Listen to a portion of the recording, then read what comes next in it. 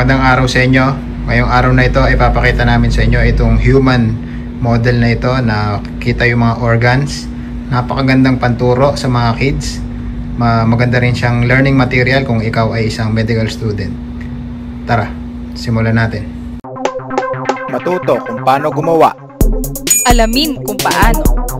Dito sa Gawin Mo Ito. Itong model na to ay isang hermaphrodite model. Ang ibig sabihin nun, meron tong dalawang reproductive organ. So meron panlalaki at meron ding pang babae. Meron tatlong view kung paano matitignan ang human model na to. Meron tinatawag na anterior view, ito yung paharap. At meron din tinatawag na lateral view, ito yung patagilid. At meron din tinatawag na posterior view, ito yung titignan mo siya sa likod.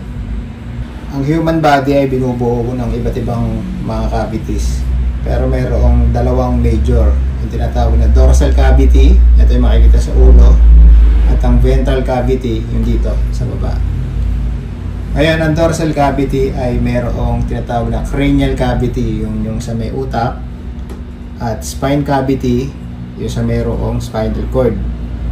Yung ventral cavity naman, nandito ang thoracic cavity. Dito yan, sa may bandang taas.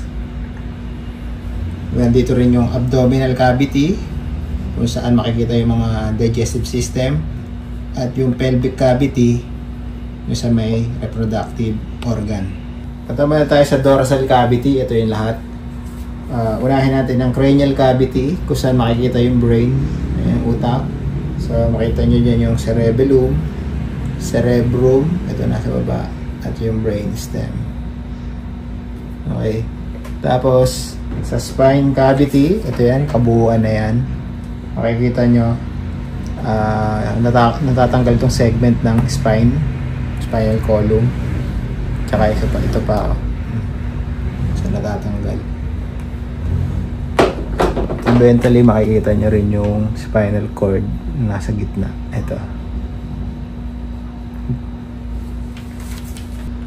Balik pa ulit tayo sa ulo. Kita nyo, ito yung eyeballs. Eyeball pala, isa lang. Kita nyo yung gaano ka-detail dyan. No? Tapos, makita nyo yung loob ng may bibig, tsaka sa may nose, tila, ayan yung ngipin. Kitang-kita yung mga detalye, di ba? At natatanggal din yan yung kabuuan ng ulo. So, dito na tayo sa ventral cavity, yung kabuuan ng yung model sa harapan. So, kung makikita nyo siya, meron siyang breast.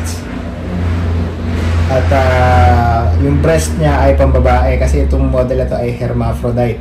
Meaning, meron siyang dalawang reproductive organ. Makikita nyo, nakakalas siya. Meron siyang lock dito sa dalawang gilid. At makikita nyo yung mammary gland.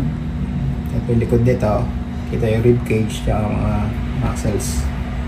Okay, yan natin itabi.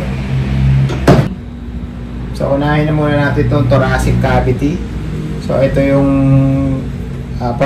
parts dito na hanggang dito sa may diaphragm. Ito yung kulay white. So, unahin natin yung pleural cavity. Kabilang dito yung lungs. So, nakakalas yan para makita natin yung mga iba't ibang parts nito. So, ganito ang tamang pag-alis niya. Dito muna unahin. Dito sa medal banda dito sa taas.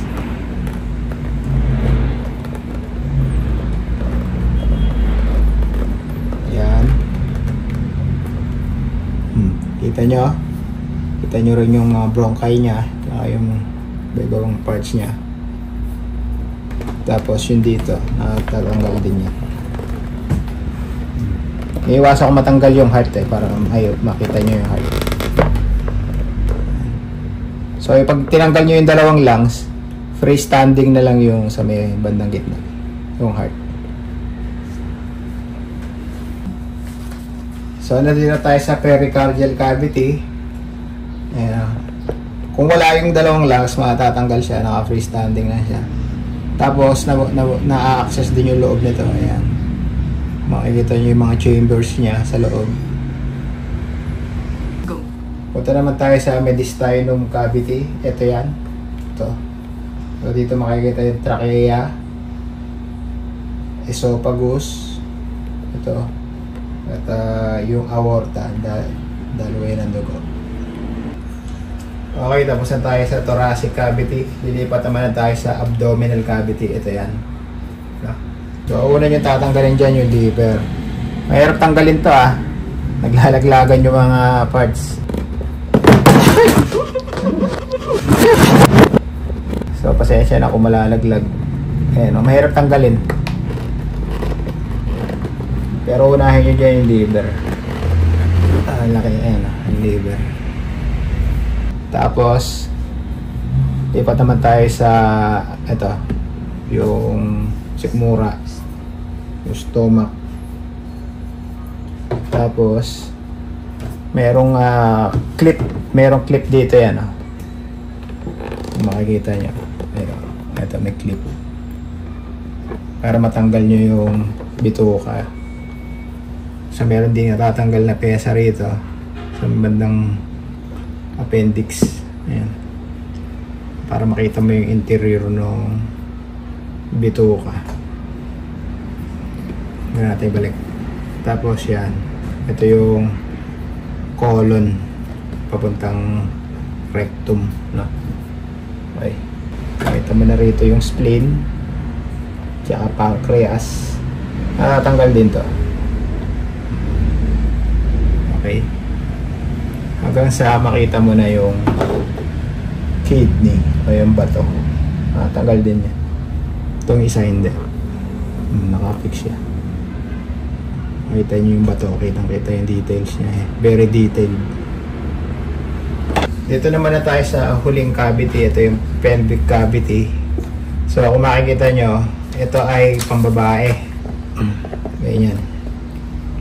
Tapos nabubuka siya para makita yung loob. Very detailed. Diba? Dahil ito ay hermaphrodite na model, nalalagyan siya ng panlalaki. Okay.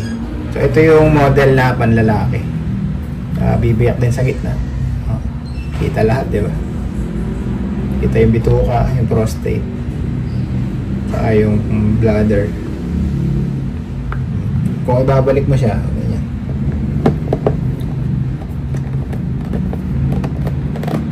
Okay.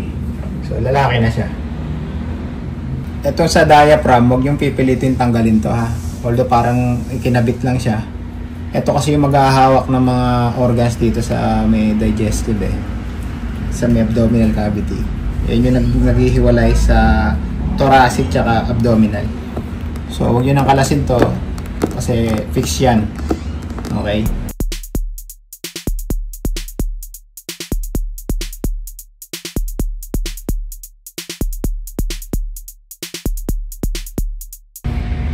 Sana naman tayo sa review.